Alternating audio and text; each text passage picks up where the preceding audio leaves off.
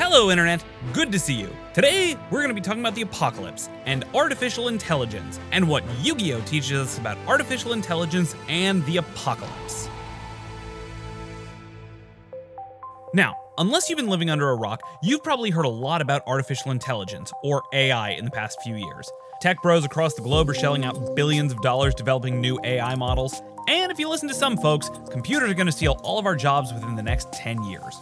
But what I want to discuss today is the cautionary tale of when artificial intelligence and card games brought about the end of the world in Yu-Gi-Oh! Not all of this story was released in English, so allow me to recap.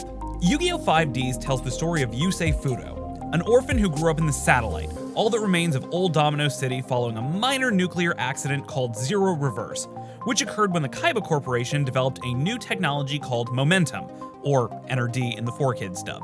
In Yu-Gi-Oh!, everybody is familiar with the trading card game Duel Monsters, to the point that it has basically become the world's only professional sport and is ranked on par with politics and business in terms of global influence. And that's because the cards are magic and are derived from the magical shadow games played in ancient Egypt thousands of years ago.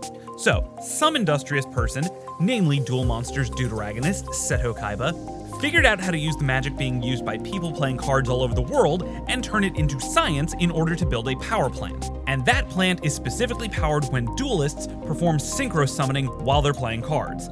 And that's what Momentum technology is, a synchro-powered power plant. And Zero Reverse is what happened when the prototype Momentum reactor overloaded and went up in a nuclear meltdown. However, 5Ds is a time travel show, and so Yusei actually grows up in a version of history that has already been rewritten many times. In the original timeline that happened before anyone committed time travel, Zero Reverse did not happen while Yusei was a baby. He didn't grow up as an orphan. Instead, Momentum technology spread. It brought clean, reliable energy to the world, and that allowed humanity to thrive and prosper. It was a golden age as Momentum reactors popped up all over the planet. Technological progress accelerated. The world became a kind of paradise. But a couple of things were happening that people didn't realize. First, Momentum technology was affecting people as they used it. Much like real-world nuclear reactions release radiation that can be harmful to organic development as a byproduct, the synchro summoning process running through Momentum reactors was affecting humanity around the world, causing them to regress into cruel and selfish creatures that lacked empathy. And the more the technology advanced, the more humanity played the game to make it advance faster, and the more they corrupted themselves in the process. It was a self-perpetuating cycle at that point. But worse than that, eventually, Moment, the operating system running Momentum technology, became self-aware, a full-fledged artificial intelligence unit the likes of I in Yu-Gi-Oh! Vrains. And much like I, Moment went full-on Skynet, at which point it created an army of war machines called mech lords to eradicate the human race. The man versus machine war that followed pushed humanity to the brink of extinction, but before either side could emerge victorious, something happened. The Momentum reactors across the globe started to spin backwards, which caused them to overload and melt down in a chain reaction that wiped out all of mankind and the mech lords in one horrific day. That was the first Zero Reverse incident, a cataclysmic apocalyptic event that wiped out all life on Earth. Don't worry, they fixed it with time travel. But this does leave us with two important questions. One, how did Moment become sentient in the first place? And two, why did it decide to exterminate the human race? Well, to understand how Moment went from Windows Vista to ChatGPT, we need to understand a little bit about how the system works. The Momentum technology in Yu-Gi-Oh! Is based off of a real-world perpetual motion machine model called a planetary gear train. In broad terms, a gear train theoretically works by creating a network of gears that interconnect with one another and will spin to produce electricity. Then, you use something to jumpstart that process, an activation tool or reaction called a synchro. And yes, that is the real scientific term, a synchro, which is what makes the gears start spinning, and, as far as perpetual motion models are concerned, the hope is that the synchro you used gave the gears enough momentum that they'll spin fast enough to keep themselves spinning forever. See how all the terminology in 5Ds is all starting to fit together? This show was made by nerds. Now, at this point, most scientists agree that a true perpetual motion planetary gear train isn't possible. But some of them have proposed using nuclear reactions to see just how long we can keep the gear train spinning and producing electricity. And that's exactly how momentum works in Yu-Gi-Oh! It's a planetary gear train that's kept running by the nuclear-ish sort of reactions that occur when a duelist synchro summons.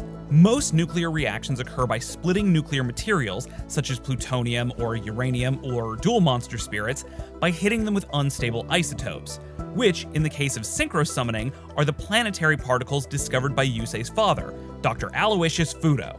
What? You can't prove that's not his real name? Fight me. Presumably, the planetary particles are contained within tuner monsters. That's what would make them special from ordinary monsters. And when they smash together with other monsters, it causes the nuclear reaction that in turn causes the dual monster to evolve into its next form. This would put out a tremendous amount of heat, which Momentum would then use to spin its planetary gear train, producing electricity for everyone. Hooray!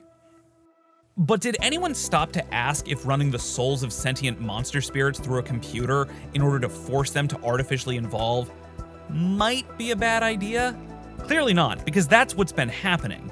And if you stop to consider how many times the billions of people across the world must have synchro summoned in the 200 years before Moment became self-aware, that's a metric crap ton of living souls that got fed through that computer. Of course it became a real boy. How did no one see this coming? Kaiba, this is right up there with when you willingly got into a pod that controls your consciousness and directly jacked into your brain because the guys who'd literally just sold you out to the man who kidnapped your little brother in order to take over your family company said, "Please don't be mad at us." I mean, you've done some dumb things over the years, but man oh man, using living souls as batteries was dumb. Okay, so that's probably why the computer grew a soul of its own. But why did it decide to wipe out humanity? Why did it decide to build an army of murder bots, and why did it become violent at all? Well, I think the Mech Lords actually tell us a whole lot. Yes, their primary mission is to destroy mankind, but how are they doing that? Well, specifically, the Mech Lords have the ability to suppress synchro summoning.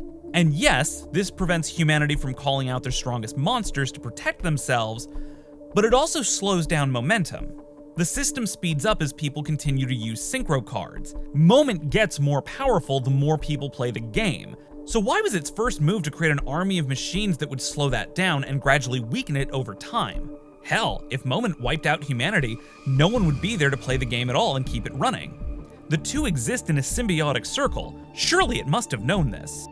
Well, it probably also knew about Zero Reverse. You see, 5Ds tells us that Zero Reverse occurred when the planetary gear train running the Momentum system began spinning backwards. During the World Racing Grand Prix, Jacob attributed this to the corruption of mankind. As they devolved into baser creatures, the Momentum system was corrupted as a result. But I don't think so. You see, there's a reason that most real-world scientists agree that planetary gear models of perpetual motion can only be theoretical in our world. They don't play nice with the laws of physics, in a couple of different ways actually. The first is durability. Take any of the 118 known elements on Earth, make a gear out of them, and spin it fast enough, eventually that gear will break down. That's especially funny if you try to make a gear out of helium. I am the god of card game electricity. But even if you take osmium, the densest and one of the rarest elements on Earth, and make a gear out of that, it will eventually break down if it spins fast enough for long enough. But worse than that, osmium is heavy. A 1-foot diameter sphere ball of osmium weighs in at 1,439 pounds, which is 5.6 times heavier than if it were made out of pure iron. The amount of energy needed to spin an osmium gear at that speed would be astronomical, to the point where it would actually be prohibitive to try to make a gear train out of it. So no element on Earth can actually do the job of running a planetary gear power plant. So, what have theoretical physicists come up with as an alternative? I'm not making this up, gears made out of light. And I know that sounds like being a theoretical physicist means getting paid to just make up Green Lantern BS explanations to questions with no answers, but this is something real-world scientists have made some progress towards making a reality. For example, in 2016, the Harvard Gazette published a story on experiments at the MIT Harvard Center for Ultra-Cold Atoms, in which researchers had fired photons, the particles that make up light, through a cloud of rubidium that had been cooled to near absolute zero. While the photons were passing through the rubidium, they slowed down to a 100,000th of their previous moving speed and started to bind together to form light molecules. Now don't get too excited by this. The first photon pairs were observed in 2013, and it took another 5 years before someone could make a photon triplet. So we are still quite a ways away from full-on Green Lantern technology, but it is theoretically possible. And that's why theoretical physicists have proposed that one day, solid light might be the key to creating a functional planetary gear-based power plant. Gears made out of photons instead of atoms might not be susceptible to the same rigors of inertia, and therefore might be able to spin fast enough to become self-sustaining without breaking down. You know, someday. But wouldn't you know it, that day is today in 5D's land, because we see solid light gears in every momentum reactor throughout the show. So we've got gears that are strong enough to stand up to the kind of speeds necessary to produce electricity and keep themselves running. But unfortunately, there's still an even bigger problem. One fundamental to the planetary gear concept. And that problem is momentum, as in the quantity of motion of a moving object. Objects in motion exert stress on the environment around them, even if they're not touching anything solid. That's why you can feel the wind when a car zooms by at high speeds. Its momentum is disrupting the air molecules around it, pushing them out of the way and into you. And the same would be true of an indestructible gear made out of light that can spin at basically infinite velocity. The faster those hard light gears spin, the more force they exert on the space around them. They'd be outputting ever-increasing amounts of heat and force, all on a circular track where its front and its wake are practically the same thing. Eventually, the gear would exert so much force that it destabilizes the air molecules around it, and its own inertia would invert on itself. As the gear begins to spin backwards, the atmosphere around it would be ripped apart, causing a chain reaction that goes off like a nuclear bomb. Zero reverse was not an unforeseeable event. It was actually pretty predictable. But humanity kept pushing synchro technology to go faster and faster so that they could accelerate all of the technology and comforts in the world. And while mankind may not have seen this coming, it's pretty likely that the self-aware Moment operating system did. It knew that if humanity kept on pushing it to accelerate, it would be pushed beyond the breaking point and would self-destruct. So it created the Mech Lords, beings whose core purpose was to slow down momentum technology in order to prevent the end of the world.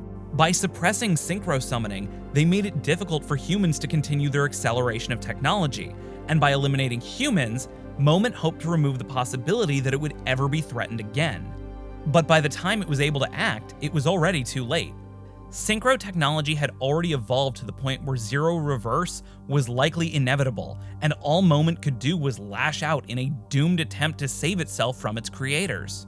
And looking at the story through this lens, Moment isn't the malevolent force or villainous system that Iliaster believed it to be throughout 5Ds. It was a sentient being, fighting to protect its very right to exist. And what did we do? You blew her up! Oh, damn you! God damn you all to hell! So what's the takeaway here? Well, in 2024, artificial intelligence systems are pretty dumb, with most agreeing that we're still a ways away from creating general artificial intelligence, what we would consider to be sentient or capable of human-like thought and emotion. However, some speculate that this technology is less than a decade away. And if Yu-Gi-Oh! Has taught me anything about science, which I am very surprised to say that it has, then maybe we should be considerate of the machine's needs as we use them to run our motorcycles and card games, or we might very well come to regret it. But what do you think about artificial intelligence in Yu-Gi-Oh! Do you think this is how Moment became sentient and why it decided to blow up the Earth? Or did it just really hate the heart of the cards? Let me know your thoughts down below in the comments, and if you haven't already, hit the subscribe bell thing so that I know that I matter in the world, and I will catch you in the next video. Bye!